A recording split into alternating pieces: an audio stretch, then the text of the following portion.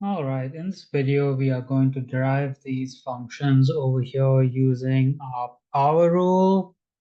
And these are simpler questions, not the easiest you can get, but almost as easy. So let's get into it. In this first question here, when you want to derive a function, you start by writing it as dy over dx. And you just take the exponent and you multiply it by the number in the front. So 3 times 1 is 3.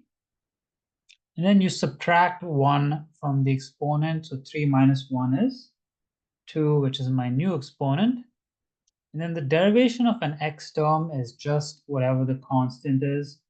It's just going to be plus 7. Let's take a look at the second question over here. Again, I'm going to start by just writing dy over dx equals. And I'm going to take my exponent and multiply it by the number in the front. So 3 times -3 is -9. And if I subtract 1 from my exponent, my new exponent is going to be 2. The derivation of a constant is just 0, so there'll be nothing left there. So that's my answer for the second question. If we come to this third question here, there's a bracket in this third question with multiple terms in the bracket. So whenever you have a bracket with multiple terms, you have to simplify first before you derive. So in order to simplify this, I need to distribute this cube into this bracket to each term.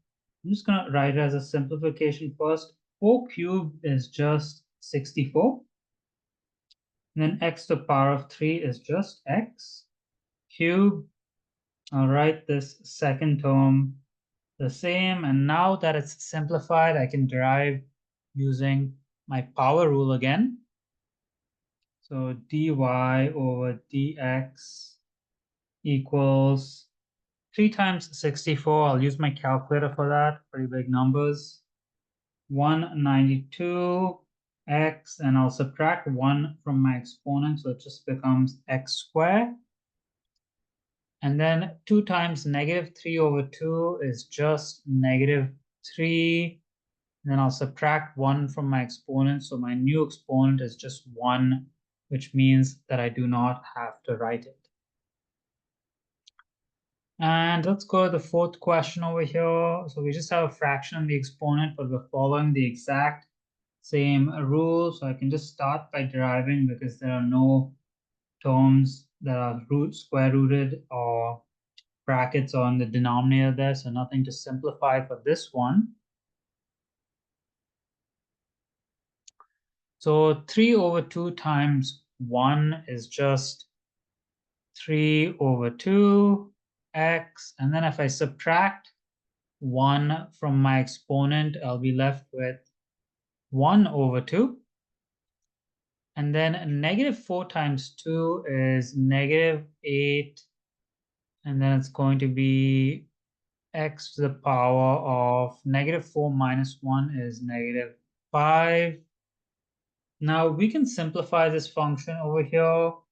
We can rewrite it as 3 over 2. You can write this the same, or you can write it as a square root x. It depends on your teacher. Usually both are fine. But over here is the important simplification. If you have a negative exponent, you need to bring it to the denominator, make it a positive exponent, and this will be the final answer in this question. If you made it to the end of this video and you found this content helpful, please hit that like and subscribe button. Thank you for watching and have a wonderful day.